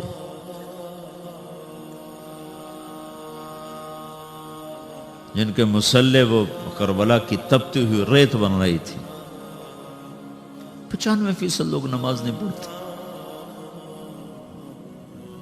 قرآن کا پہلا صفحہ کہہ رہا ہے الذین یؤمنون بالغیب ویقیمون الصلاۃ. سارے قرآن کو ڈھونڈنے کی ضرورت، صرف پہلا صفحہ پڑھ لو. کامیاب کون لوگ ہیں؟ جو اللہ پر ایمان لائے، غیب پر، اور نمازوں کو زندہ کر دیا. جمعہ کا دن تھا، ظہر کی نماز پڑھی ہے اور عصر کی نماز سے پہلے شہید ہو گئے. اور حضرت عامر بن عاص رضی اللہ تعالیٰ عنہ مصر کے لڑائی میں امیر تھے. تو انہوں نے عیسائیوں نے پیغام بھیجا جمعہ تمہارا دن ہے، ہفتہ یہود کا دن ہے، اتوار ہمارا دن ہے، پیر کے دن جنگ ہوگی. ٹھیک. تو جمعے کی نماز ہو رہی تھی اور انہوں نے بدعہدی کی اور اچانک حملہ کر دیا. دوسری رکعت میں کھڑے تھے، پہلی ہو چکی تھی جب عیسائیوں نے آ کر حملہ کیا ہے. پیچھے حملہ ہوا ہے، آگے نماز ہو رہی ہے. اب نماز توڑ دینے کا عین حکم آ چکا ہے، نماز توڑ دو، بعد میں پڑھ لو. اور ابھی ان کا جواب دو. ایک آدمی نے نماز نہیں چھوڑی، کٹتے رہے، نماز نہیں چھوڑی. اور سرار لشکر عمرو بن عاص خود نماز پڑھا رہے تھے. اس ایک رکعت میں 2 صفیں پوری کٹ گئیں. سارے مصر کی جنگوں میں 5 برس میں اتنے لوگ شہید نہیں ہوئے جتنے اس نماز کی ایک رکعت میں شہید ہوئے. اور تم لوگ صرف اچھے بھلے نمازی امتحان میں نماز چھوڑ دیں گے. پڑھائی کا زور پڑ گیا، پڑھائی کا زور پڑ گیا، پیچھے دھڑ کٹ رہے ہیں، سر تن سے جدا ہو رہے ہیں، اور آگے آدمی نماز میں کھڑا مرنے کو تیار ہو. کتنا دھن جگرا چاہیے اس کے لیے. جو قوم یہ تاریخ رکھتی ہو، اسی قوم کی 95% نوجوان نسل سجدے سے انکار کر چکی. تو تمہارا یہ پیسہ تمہیں کیا عزت دے گا؟ تمہاری ٹیکسٹائل تمہیں کہاں پہنچا سکتی ہے جب تم اللہ اور اس کے رسول سے ہی باغی ہو جاؤ گے؟ مال کی کیا بات، اللہ نے فرعون کو دے دیا تھا، قارون کو دے دیا تھا، حامان کو دے دیا. آج یہود کو اللہ نے اتنا رزق دیا ہوا ہے تو کیا اللہ یہودیوں سے خوش ہو گیا؟ شدید ترین عذاب میں مبتلا ہے ہونے والی نسل ہے یہود کی. تو میرے بھائیو، اللہ کو مطلوب بناؤ، اللہ کو، اس کو سامنے رکھ کر زندگی کا سفر طے کرو. اس میں چاہے ٹیکسٹائل انجینئر بنو، چاہے ڈاکٹر بنو، چاہے تم تاجر بنو، سائنسدان بنو، زمیندار بنو، منزل تو سامنے رکھو. کہاں جانا ہے وہ تو سامنے رکھو گا. اچانک موت آ جائے کیا پلے ہوگا؟ ایک بڑی اچھی وہ ماڈرن فیملی کا نوجوان نا کراچی میں تبلیغ میں لگ گیا، داڑھی رکھی، تو ساری فیملی ان کی لڑکیاں جین پہننے والی، کھٹے بال. السلام علیکم، ویلکم بیک ٹو مسلم سیرہ. ایسے ہی بیانات سننے کے لیے ہمارے چینل کو سبسکرائب کریں اور بیل آئیکن کو ضرور دبائیں. شکریہ. تو ساری فیملی نے اس کے اوپر چڑھ گئی، داڑھی کٹاؤ، داڑھی کٹاؤ، داڑھی کٹاؤ. وہ ساری فیملی کا پریشر نہ سہ سکا اور اس نے داڑھی منڈا دی. 4 مہینے بعد مر گیا. تو اس کا باپ اس کے سرانے کھڑا ہو کے کہہ رہا تھا، اگر مجھے پتا ہوتا تیری اتنی مختصر زندگی ہے تو میں یہ کام تجھ سے کبھی نہ کرواتا. ارے ظالم، ارے بے وقوف، اپنے ہاتھوں سے تو نے اپنے بیٹے کو ہلاک کر دیا. زندگی مختصر ہو یا لمبی ہو، طریقہ تو میرے نبی کا چلنے والا ہے. امام حسین نے کیوں حکومت کو ٹھکرا دیا؟ ساری اولاد ذبح کرا دی. یہ سودا مجھے قبول نہیں. حالانکہ ان کی جنت کا فیصلہ تو ماں کی گود میں ہو چکا تھا. اب ان کا حسن اور حسین جنت کے نوجوانوں کے سردار ہیں.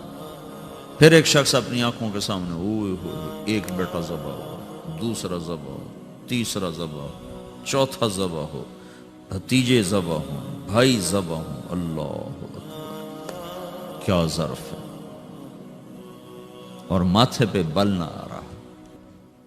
سبحان. تو تم ایسی تاریخ رکھو، پھر تمہارے ہاسٹل میں دھڑا دھڑ میوزک چل رہا ہو، گالی گلوچ ہو، نماز پہ 8-10 لڑکے مسجد کو جا رہے ہوں. اب کہاں جا رہے ہو؟ کیا بنانا چاہتے ہو؟ کتنا کو بن جاؤ گے؟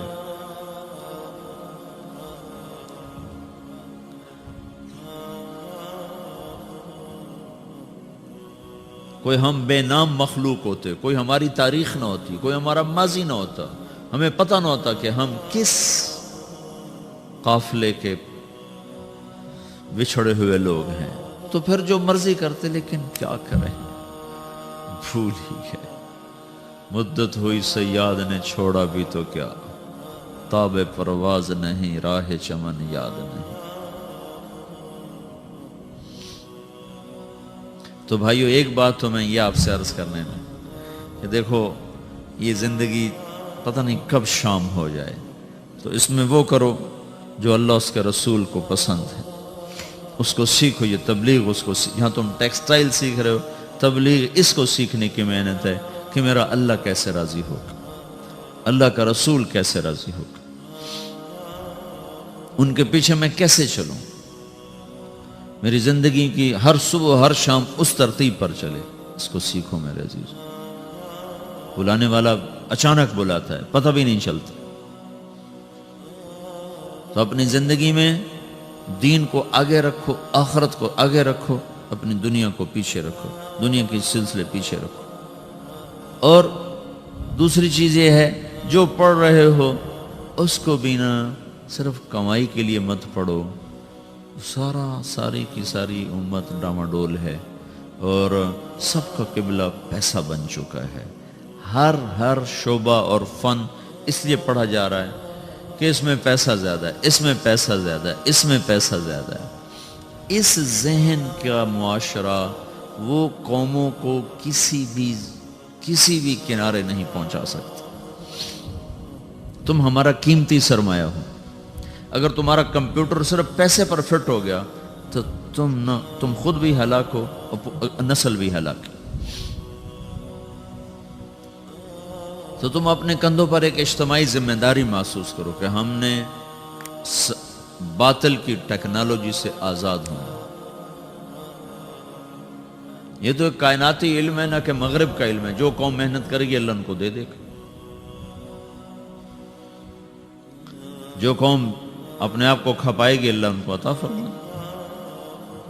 یہ مغرب کا علم نہیں، یہ چھوٹا سا سنگاپور ہے، چھوٹا سا کوریا ہے، چھوٹا سا تائیوان ہے. جو ان کی دنیا کی محنت ہے اس کی تعریف تو کرے. ان میں کفر ہے، ان میں شراب ہے، زنا ہے، جو کوئی وہ الگ چیز ہے. لیکن یہ دنیا دار الاسباب ہے، انہوں نے اس میں محنت کی ہے، کوشش کی. تو تم اس علم کو پڑھو، صرف اس لیے نہیں کہ ہم نے تنخواہ لینی ہے بڑی اچھی اور جنرل مینیجر بن جانا ہے پھر ہمارے کو بڑے پیسے آ جائیں گے. نہیں، کہ ہم نے پوری اپنے قوم کو، ملک کو ہم نے اس سوال سے اپنے پاؤں پہ کھڑا کرنا ہے. سب سے بڑی جو مین کراپ ہے پاکستان میں، زمیندار کا بیٹا ہوں، کپاس ہے.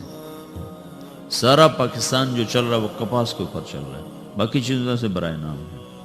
اور اس کو اندر ہی اندر اس کو توڑنے کی کوشش. ڈاکٹر یوسف صاحب یہاں تھے، وہ ایک نئی کاٹن آئی ہے بیٹی جس کو سنڈی نہیں لگتی، تو انہوں نے وہ بنا لی اللہ کے فضل سے. ہم 2 سال سے کاشت کر رہے ہیں، وہ 40 من فی ایکڑ ہو رہی ہے اور اس کو سنڈی واقعی نہیں لگتی ہے سوائے لشکری کے. لشکری ایسے کمزور سی سنڈی ہوتی، وہ ہلکے سے سپرے سے مر جاتی. تو وہ مجھے کہہ رہے تھے کہ مولانا صاحب دعا کرو، ہماری ساری تحقیقات کو روکنے کی کوشش ہو رہی اور اوپر لوگوں کو خریدا جا رہا ہے. اور اگر میں یہ کامیاب ہو جاتا ہوں تو یہ جتنی ملٹی نیشنل کو 16 ارب روپے کا بزنس کر رہی ہیں صرف یہ سنڈی مارنے کی دواؤں کا، ان کے وہ پیسے ڈوب جائیں گے اور وہ پیسہ ہمیں ملے گا، ہمارے ذمہ دار کو ملے گا، ہماری قوم کو ملے گا. لیکن وہ اندر ہی اندر کوشش کر رہے ہیں کہ ہم ان کی یہ ریسرچ یہیں روک دیں. تو ہوئے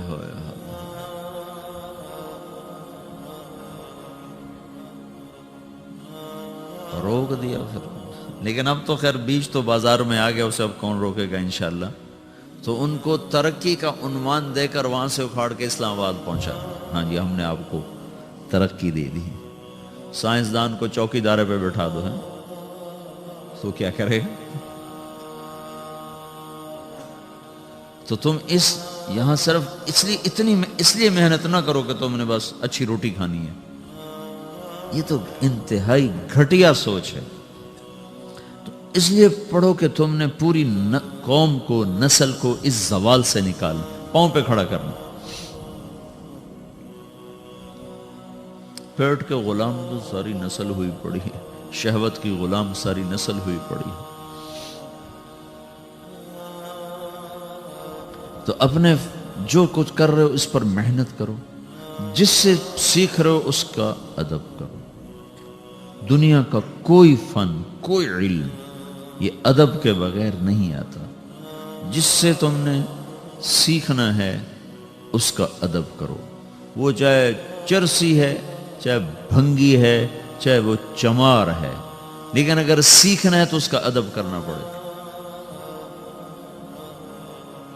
موسیٰ علیہ السلام خضر علیہ السلام کے پاس تشریف لے گئے 15واں پارے کا اخیر 16ویں کا شروع ہے، ان سے سیکھنے کے لیے گئے.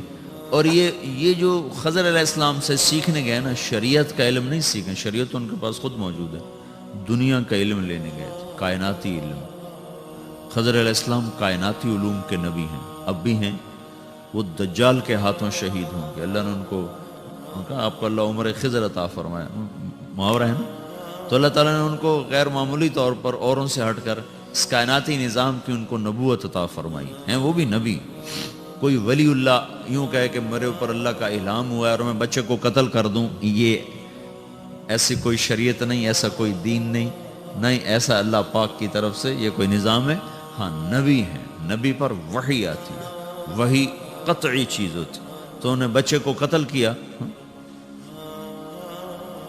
فانطلقا حتی اذا لقی غلاما فقتلہ، ایک بچے کو دے کر خضر علیہ السلام نے ٹھک یوں کیا، وہ مر گیا. تو یہ کسی کو قتل کرنا یہ الہام سے نہیں کہ میرے اوپر الہام ہو گیا. الہام تو شیطان بھی ڈال دیتے ہیں. اور کتنے یہ چرس پی کے بیٹھے ہیں جس اسی پہنچے ولی ہیں جی، دما دام ساڑی ہارے لئی نماز ہے، دما دام ہے الو کے پٹھے. حسین سجدے میں سر دے رہا ہو اور یہ چرس کا سوٹا لگا کے کہیں ساڑیاں ہر ویلے دیا نمازاں.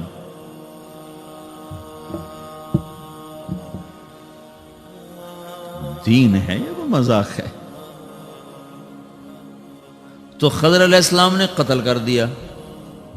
نبی ہیں لیکن نبی ہیں کائناتی امور. کشتی توڑ دی، بچہ قتل کیا، دیوار بنا دی. تو یہ سارے کائناتی چیزیں تھیں، کائناتی راز تھے.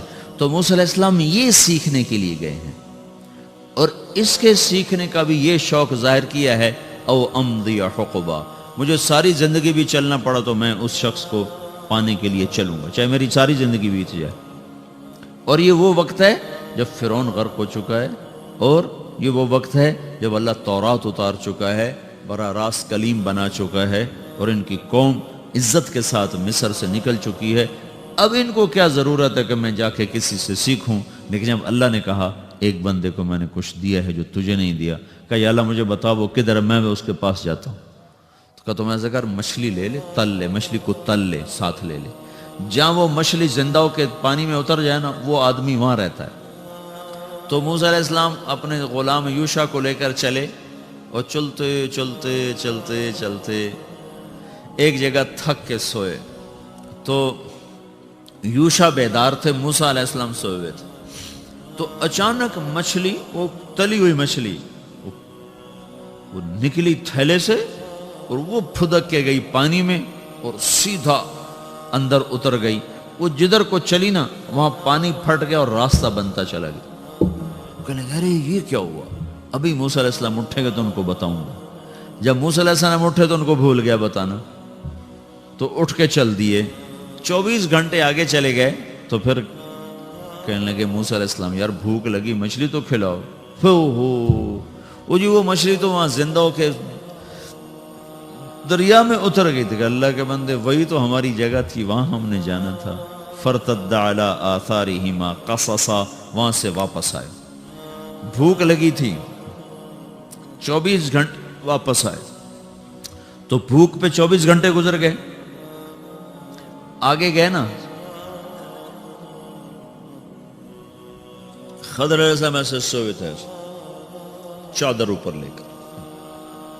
انہوں نے کہا السلام علیکم. تو خضر علیہ السلام نے جواب دینے کی بجائے نا بڑے سخت لہجے میں کہا کون آ گیا مجھے سلام کرنے؟ تم اپنی نفسیات سوچو، اگر تم مجھے سلام کرو میں وہ تو کون ہے میں نے سلام کرنے والا، تو تمہاری کیا کیفیت ہوگی؟ کتنا تمہارے اندر نفرت آئے گی، تمہاری ساری عقیدت ہوا ہو جائے گی. ویکھ لیا مولوی نے تو سلام کرنے دا ہی طریقہ نہیں. تو ایک آدمی اتنا بڑا نبی ہے کہ اللہ اس سے ہم کلام ہوتا ہے، تورات پہلی کتاب اس کے اوپر اتاری گئی ہے، اور آگے وہ کہہ رہا ہے وہ تو ہیں کون میں نے سلام کرنے والا، اور چادر سر سے نہیں اتاری ویسے بھی. تو اگر انہوں نے عاجزی سے جی میں موسیٰ ہوں، میں موسیٰ ہوں، تو سر کے اوپر ہی چادر ہے. کون سا موسیٰ؟ بنی اسرائیل والا؟ ہاں جی بنی اسرائیل والا۔ پھر چادر اتاری، ہاں کیا کرنے آئے ہو؟ کہا جی مجھے داخلہ لینا ہے، ٹیکسٹائل کالج میں داخلہ لینا۔ هل اتبعك على ان تعلمني مما علمت رشدا، میں آپ کی شاگردی میں آنا چاہتا ہوں، نہ کوئی ڈگری چاہتا ہوں، نہ کوئی تنخواہ چاہتا ہوں، نہ اس ڈگری پر کوئی نوکری چاہتا ہوں، بس جو علم اللہ نے آپ کو دیا نا وہ کریں۔ اور کہا تعلمنی، ہونا چاہیے علی ان تعلمنی، تو تعلمنی کی جو یا ہے نا اس کو مٹا دیا ہے، صرف نون کو باقی رکھا ہے کہ السلام علیکم، ویلکم بیک ٹو مسلم سیرہ۔ ایسے ہی بیانات سننے کے لیے ہمارے چینل کو سبسکرائب کریں اور بیل آئیکن کو ضرور دبائیں۔ شکریہ۔ جو لفظ اپنی ذات کی طرف اشارہ کرے نا اس کو بھی مٹا کر اپنے آپ کو بے حیثیت بنائے کہ میں آپ کے سامنے کچھ نہیں ہوں، صرف آپ سے کچھ لینا چاہتا ہوں۔ تو آگے خضر علیہ السلام نے فرمایا بڑے ہی سخت لہجے میں، انک لن تستطیع معی صبرا، یہ تیرا کام نہیں ہے میرے ساتھ چلنا، اتنے بڑے نبی کو یوں کہا جا رہا، یہ تیرا کام نہیں ہے مجھ سے سیکھنا، صبر نہیں کر سکے گا۔ وَكَيْفَ تَصْبِرُ عَلَى مَا لَمْ تُحِطْ بِهِ خُبْرًا، تمہیں پتہ تو کچھ ہے نہیں، اندازہ لگاؤ، نبی کو یہ کہا جا رہا تمہیں پتہ تو کچھ ہے نہیں تو تم صبر کرو گے کیسے؟ اتنی سخت جملوں کے بعد وہ کہہ رہے ہیں سَتَجِدُنِي إِن شَاءَ اللَّهُ صَابِرًا وَلَا أَعْصِي لَكَ أَمْرًا، استاد جی آپ دیکھ لینا میں آپ کا پکا شاگرد رہوں، بالکل آپ کی نافرمانی نہیں کروں۔ انہوں نے کہا پھر ایک میری شرط ہے، مجھ سے سوال کوئی نہیں کرنا، جب تک میں نہ بتاؤں سوال نہیں کرنا۔ منظور ہے؟ کہاں جی منظور ہے۔ لا تسألنی عن الشیء حتی احدثک لک منہ ذکرا۔ انہوں نے کہا پھر چلو، فانطلقا، چلو۔ آپ کو پتا نا 24 گھنٹے پہلے روٹی مانگی تھی موسیٰ علیہ السلام نے، تو ابھی روٹی تو کھلا دیتے اس کو، ہیں؟ روٹی نہیں کھلائی۔ فانطلقا، چلو۔ آگے وہی کہہ دیتے ہو روٹی تو کھلا دے ہو، اللہ دے بندے ہو، وہ بھی ساتھ چل پڑے۔ حتی اذا رکبا فی السفینۃ خرقھا، کشتی میں بیٹھے تو کشتی والے ملاح نے کرایہ بھی نہیں لیا، خضر علیہ السلام کو جانتا، تو جب کنارے کے قریب پر انہوں نے کشتی توڑ دی تو موسیٰ علیہ السلام کہنے لگے یہ کیا کیا؟ اللہ کے بندے انہوں نے کرایہ نہیں لیا تو انہیں کشتی توڑ دی، مروانا ہے نا، ڈبونا سب کو۔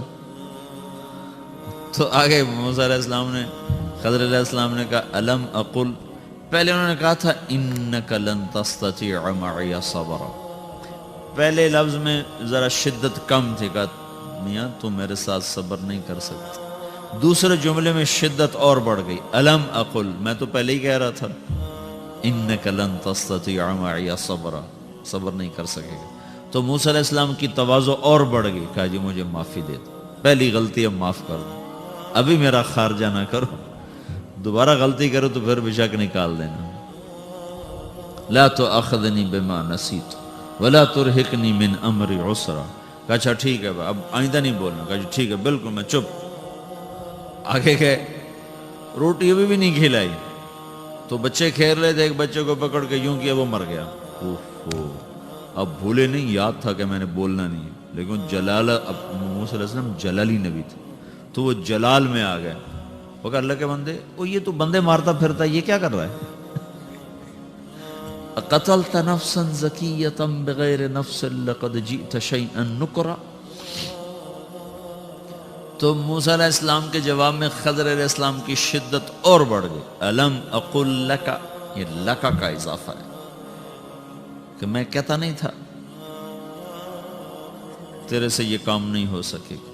تو موسیٰ علیہ السلام کی تواضع اور بڑھی، کہا جی اچھا ان سألتک عن شیء بعدها فلا تصاحب، اگر اس کے بعد بھی میں پوچھ بیٹھوں تو پھر بے شک مجھے نکال دینا، پھر میرا خارجہ ہی کر دینا، پھر مجھے بے شک ساتھ نہ رکھنا۔ کہا چلو ٹھیک۔ اب آگے گئے تو آپ کو پتا نا بھوک لگی ہوئی تھی، ایسی بھوک لگی کہ روٹی مانگی گاؤں والوں جو میاں کھانا تو کھلاؤ. فاستطعما اہلها فابوا ان يضيفوهما. وہ کوئی ایسے بخیلوں کے امام تھے, انہوں نے کھلانے سے انکار کر دیا. تو جب وہاں سے باہر نکلے تو ایک دیوار یوں ہوئی کھڑی تھی ایسے. تو خضر علیہ السلام نے گزرتے گزرتے اس کو ہاتھ مارا, صرف یوں ہاتھ کیا تو ایسے سیدھی ہو گئی, یہاں پھر نہ رہ سکے. کہنے لگے وہ روٹی نہیں کھوا رہے تو کدھاں ٹھیک کیتی جا. لو شئت لاتخذت علیہ اجرا, اور کم از کم اس کی مزدوری تو لے کہ اس کی ہم روٹی کھا سکیں. تو خضر علیہ السلام نے کہا ھذا فراق بینی و بینک, اب تیری میری جدائی کا وقت آ گیا ہے. اب لہجے میں نرمی آنا شروع ہو گئی. پہلے سختی تھی, انک لن تستطیع الم اقل اور الم اقل لکا. اور جب فراق تو سأنبئک بتأویل ما لم تستطع, یہاں لفظ کو چھوٹا کر دیا, وہاں تستطیع یہاں تستطع, یا اڑا دی, نرمی آ رہی. میں اب تمہیں بتاتا ہوں, کشتی اس لیے توڑی, بچہ اس لیے مارا, اور دیوار کو اس لیے ٹھیک کیا. سارے کام میں نے اللہ کے امر سے کیے, خود نہیں کیے ہیں. اللہ کا امر تھا, میں کرتا گیا. وما فعلته عن امری, جو کچھ کیا میں نے خود نہیں کیا. ذالک تأویل ما لم تستطع, یہاں ایک لفظ اور اڑا دیا. یہ سب کچھ میں تمہیں جو بتا رہا ہوں یہ اس چیز کا قصہ ہے جو تم سہ نہ سکے. یہاں تا کو بھی اڑا دیا, اور لفظ میں نرمی آتی گئی, لہجے میں نرمی آتی گئی. جب جدا ہونے لگے نا تو کہنے لگے موسیٰ ایک بات تو بتاؤ. کیا؟ کہنے لگے مجھے تو نے تانا دیا کہ کشتی توڑ کے ہمیں ڈبونا چاہتے تھے, تیری ماں نے تجھے صندوق میں بہایا تھا تو وہ بھی تمہیں ڈبونا چاہتی تھی. کہنے لگے نہیں, کہ وہ بھی اللہ کا امر تھا, یہ بھی اللہ کا امر. کہ مجھے تو نے تانا دیا کہ میں نے بچہ مار دیا, تو نے تو ٹھیک ٹھاک ثابت مصری مار دیا تھا. ایک مصری مار, موسیٰ علیہ السلام لڑ رہے تھے دو, ایک ان کی قوم کا ایک مصر والا مصری, تو موسیٰ علیہ السلام نے مارا مکہ تو وہ مر گیا. فَوَكَزَهُ مُوسَى فَقَضَى عَلَيْهِ, وہ مر گیا. وہاں سے موسیٰ علیہ السلام بھاگ کر پھر آئے تھے مدین کی طرف. تو کہا وہ جو تیرے ہاتھوں مر گیا تھا وہ کیا تھا؟ جس سے وہ اللہ کی تقدیر, یہ بھی اللہ کی تقدیر. پھر کہنے لگے مجھے تو نے تانا دیا کہ میں دیوار بنا دی اور میں نے مزدوری کوئی نہ لی. تو جب وہاں پہنچا تھا مدین, اور شعیب علیہ السلام کی بیٹیاں پانی اپنی بکریوں کو پلانے کے انتظار میں کھڑی تھیں, تو نے سب کو پیچھے ہٹا کر ان کو پانی پلایا, بکریوں کو. تو ان سے کہتا پہلے مجھے مزدوری دو پھر پانی پلاؤں گا. تو بھی تو جا کے بیٹھ کے کہتا, کہنے لگا ہوں روٹی تو کھوا. رب انی لما انزلت الی من خیر فقیر. اس سے وہ حکمت ربانی تھی, یہ بھی حکمت ربانی ہے. میں اس قصے میں تمہیں ایک بات بتانا چاہتا ہوں کہ اگر موسیٰ علیہ السلام جیسا جلیل القدر نبی استاد کی شرطوں کو پورا نہیں کرے گا تو اس سے وہ نہیں لے سکے گا.